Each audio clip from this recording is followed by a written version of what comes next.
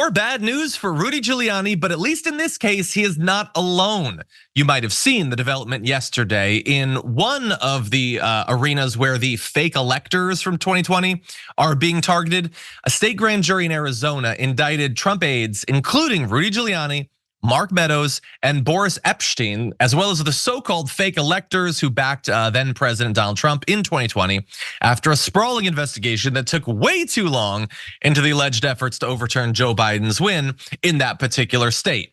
Now, this document also describes people who've been charged in the case, but have not yet been served and whose names are redacted. And that's also, these are interesting names as well that you might recognize, including former Trump campaign and White House official Mike Roman, former Trump attorney Jenna Ellis, notably, former Trump attorney Christina Bobb, and John Eastman, another attorney and Trump legal advisor in the aftermath of the 2020 election. So a lot of Trump lawyers cropping up here, or at least former Trump lawyers.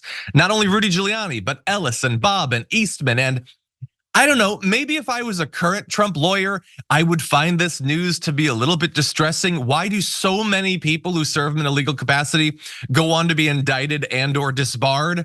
I don't know, just something to think about, I guess. Hey, I'm glad you're here. Listen, in order for the damage report to keep on going, we need viewers like you to become a member on YouTube. Can you click the join button on YouTube today? Thank you.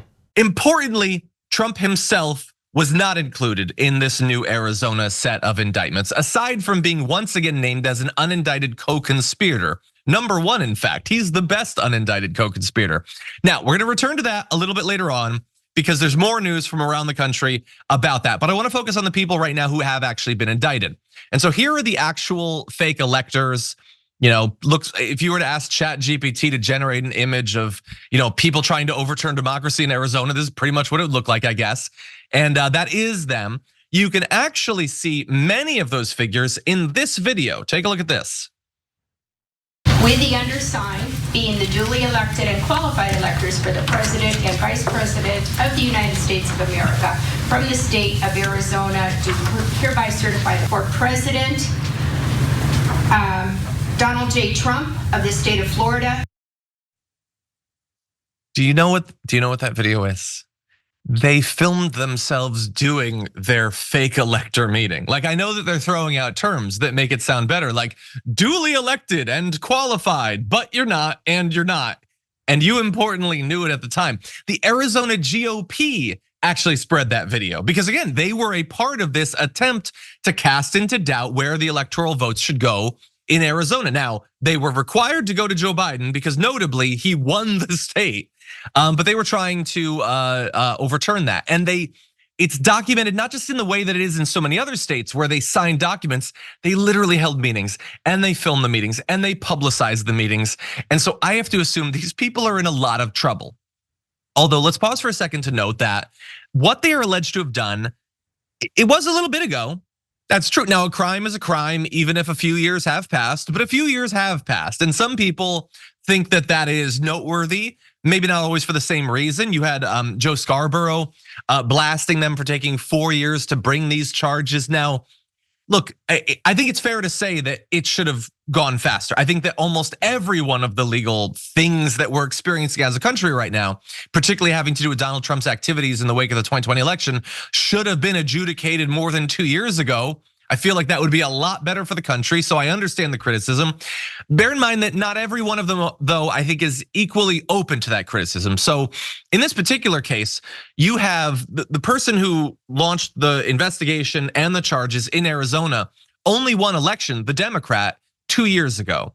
Now, the Republican who previously held that position had not gone along with all of what Donald Trump and his cronies wanted in the wake of the 2020 election, but that doesn't mean that they were going to hunt down, like dog the bounty hunter, all the people who participate in it. There's a sort of spectrum of cooperation. And so maybe that's part of why it took so long. But because there was that delay, other people are criticizing it, including the Arizona GOP, who tweeted out the video we showed you previously.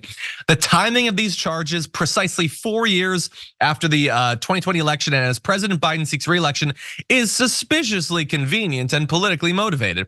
This is not justice, it is pure election interference. They do nothing but undermine the trust in our state's legal processes and are clearly designed to silence dissent and weaponize the law against political opponents. Well, first of all, you're mad at Biden, I guess. I mean, this isn't even Biden or whatever. This is, this is Arizona doing this because they're undermining trust in the state's legal processes. You guys put forward a slate of fake electors. Who exactly is doing the most to damage trust in the state processes? The people who committed the crimes or those who are investigating them kind of too slow? I think that you're the bad guy in this case, and I think you understand that as well. Also, clearly designed to silence dissent. Dissent? You didn't tweet about how you were angry about the results of the election. You guys tried to overturn the election. That's not dissent anymore. That's criminal behavior. And you'll notice, by the way, there's no actual defense of what was done, because what would that actually be? They got a group of goofs and goons together to sign their names to pieces of paper, committing fraud in doing so. So we'll see how this goes forward, and we'll see what the timeline is. But because they knew that people were going to react in this way, the Attorney General who helped to shepherd this has a video about the timing. So take a look at this. Hi, I'm Arizona Attorney General Chris Mays. Let me start by thanking everyone for your patience as we conducted a thorough and professional investigation over the past 13 months into the fake elector scheme in our state. I understand for some of you today didn't come fast enough, and I know I'll be criticized by others for conducting this investigation at all. But as I have stated before and will say here again today, I will not allow American democracy to be undermined. It's too important. That is a good message. And when responding to, or even pre-responding to conspiracy theories about the timing, you don't want to seem panicked and you don't want to seem anxious, which is why she delivered that in a tone designed to make everyone listening to it fall asleep. Like, she's not concerned about the criticism, because how could you be at this energy level? But anyway, look, she's doing good work. That's the important thing. And we will have to see as it actually goes forward. I mean, they've been charged. There's still a lot of steps. I would not expect this to be finalized before the 2024 election, as so many of these cases will not be. Again, due to the timing, although as she points out, there's certainly context there.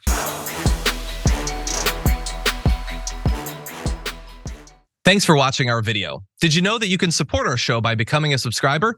Just click the subscribe button and also ring the bell so that you get notifications when we're live or when we post new content.